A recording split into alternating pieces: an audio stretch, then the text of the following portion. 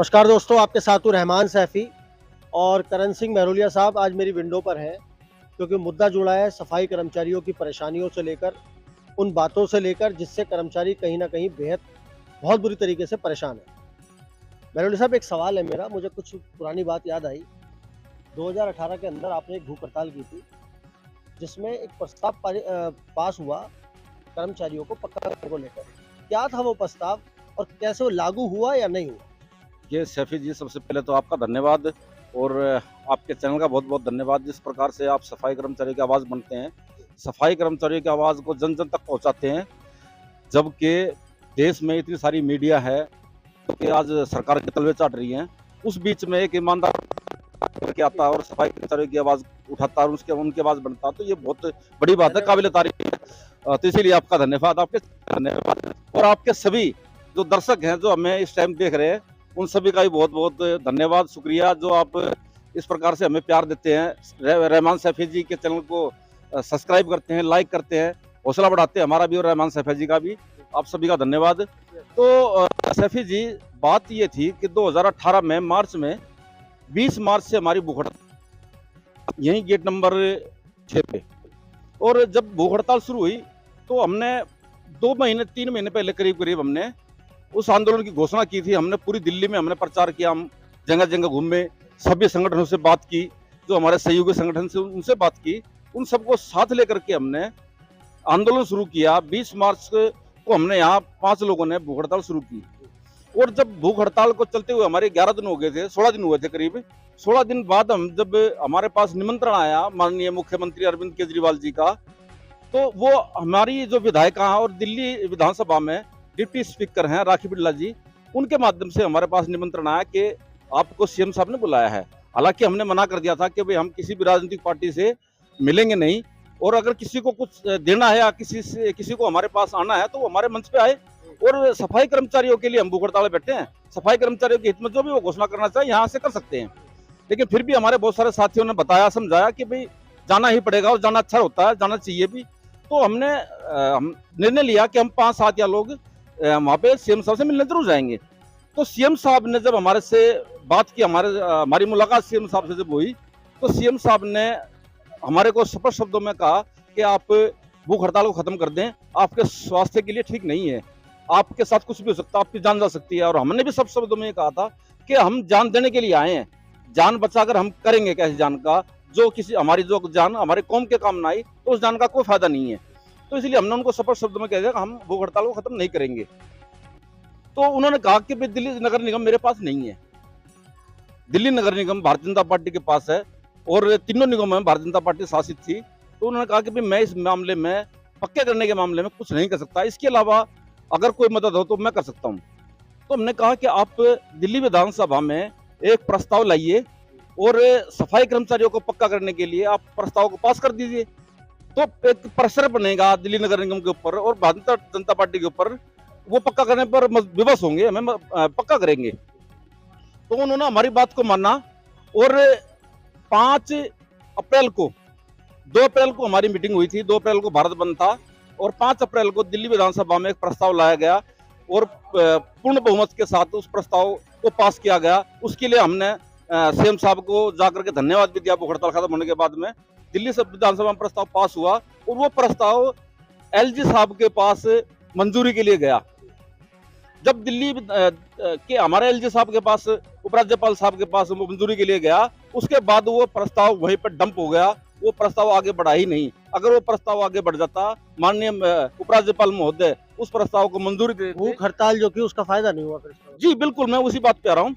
मैं अगर दिल्ली विधानसभा में जो पास हुई थी जो चीज, और वो कानून बन जाती है, नियम बन जाती है, लेकिन वो प्रस्ताव पूर्णतः वहां पे पास हुआ, लेकिन एलजी साहब की मंजूरी के नामंजूरी के कारण वो जो है अमल में नहीं लाया गया, यानी कि भाजपा के मंजूरी नहीं जी जी जी बिल्कुल।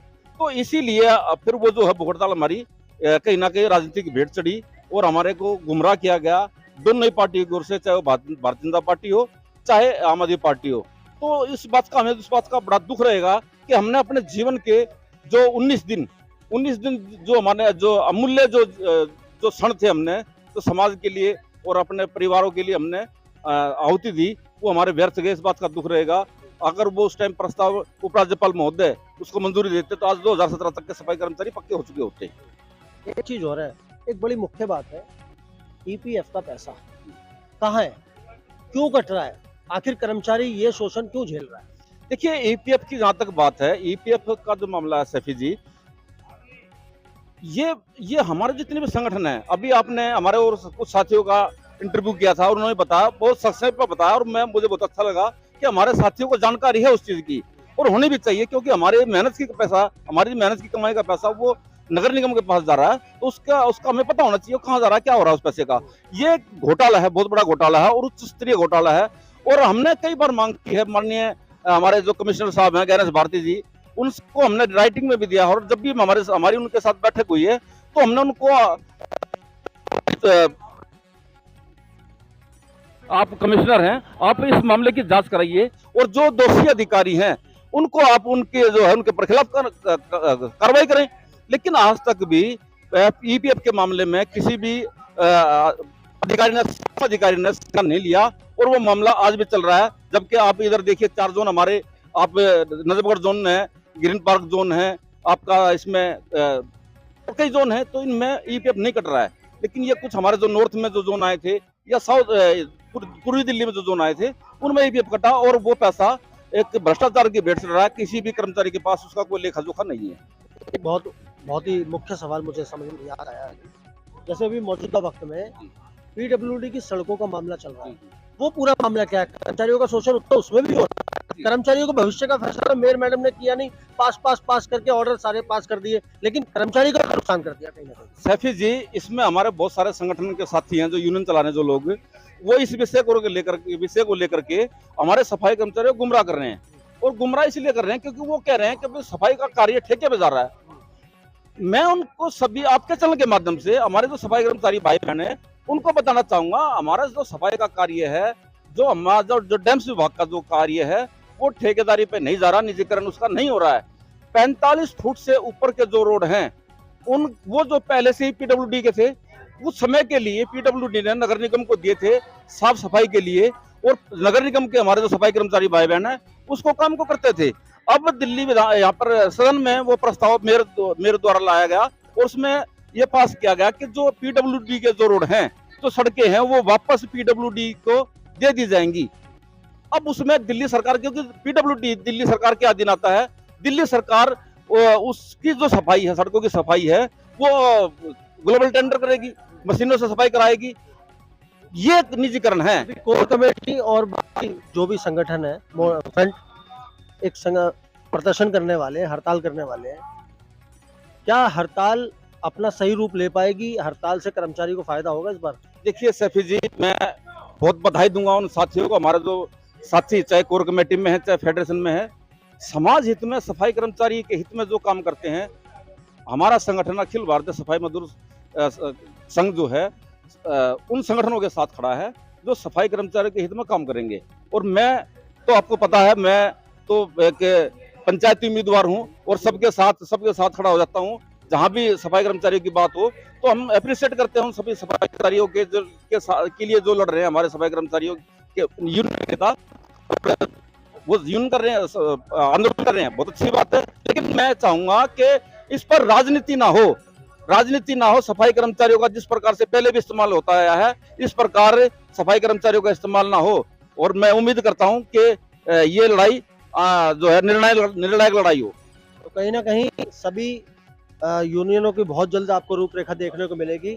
और एक सवाल और मुझे याद आया अभी, कोरोना काल के अंदर जिस तरह से हमने देखा कि सफाई कर्मचारियों को 1 करोड़ रुपए देने की बात दिल्ली सरकार ने कही, 45 करोड़ अपने घर में लगाने के बजाय अगर उसमें से 20 लोगों को भी अगर 20 करोड़ दे दिए होते तो मुझे लगता है कि आज 20 परिवार तो कहीं ना कहीं सक्षम हो जाते। देखिए सैफी जी, बहुत अच्छा सवाल है, और मैं बार बार जब भी आपके चैनल पे या कहीं और भी मुझे बात रखने का मौका मिलता है तो मैं स्पष्ट तौर पे कहता हूं कि सफाई कर्मचारियों ने अपने घर का काम नहीं किया था। वो अपने घर से निकले थे दिल्ली को साफ और स्वच्छ वातावरण देने के लिए, और जबकि सब कुछ बंद था, ट्रेन बंद थी, बसें बंद थी, कुछ भी नहीं था सड़कों पे, तो हमारा सफाई कर्मचारी 20-20, 25-25, 30-30 किलोमीटर पैदल चल करके आता था और दिल्ली को साफ और स्वच्छ वातावरण देता था। तो माननीय मुख्यमंत्री जी ने उस टाइम ये कहा था कि हम जितने भी हमारे सफाई कर्मचारी जिनके कोरोना काल से अकाल मृत्यु होगी उनको सम्मान राशि दी जाएगी। उन्होंने मुआवजा नहीं कहा था, उन्होंने कहा था कि सम्मान राशि देंगे, लेकिन वो सम्मान नहीं, उन्होंने अपमान किया है। 45 करोड़ रुपए रेवेन्यूशन पे अपने मकान पर लगाया उन्होंने। उनको एक बार भी ये ध्यान नहीं आया कि हमारे जो सफाई कर्मचारी हैं जिन्होंने दिल्ली की जनता के लिए और माननीय मुख्यमंत्री की इज्जत के बचाने के लिए अपने घर से बाहर निकल करके सड़कों की सफाई की, उन सफाई कर्मचारियों को अगर वो 1 करोड़ रुपए की उनका सम्मान राशि देते तो आज ये जो सफाई कर्मचारी आज भूखमरी के कगार पे हैं, उनका परिवार जिनको नौकरी तक नहीं दी गई, आज तक उनको नौकरी दी नहीं गई, उनको 1 करोड़ रुपए की सम्मान राशि नहीं दी गई, तो इस बात का हमें दुख रहेगा। और हम आपके चैनल के माध्यम से अपील करना चाहते हैं माननीय मुख्यमंत्री जी से कि आप अपने घर को सजा सकते हैं, 45 करोड़ रुपए लगा सकते हैं, तो उन घरों को भी देखिए जिन घरों का चूल्हा ठंडा पड़ा है, जिनके बच्चे भूखे मर रहे हैं। आप उन घर परिवारों की तरफ भी देखें और उनको जो आपने वादा किया था, आप 1 करोड़ रुपए की सम्मान राशि दें, उनको साथ ही पक्की नौकरी दें। धन्यवाद। तो कहीं ना कहीं बड़ी बात है।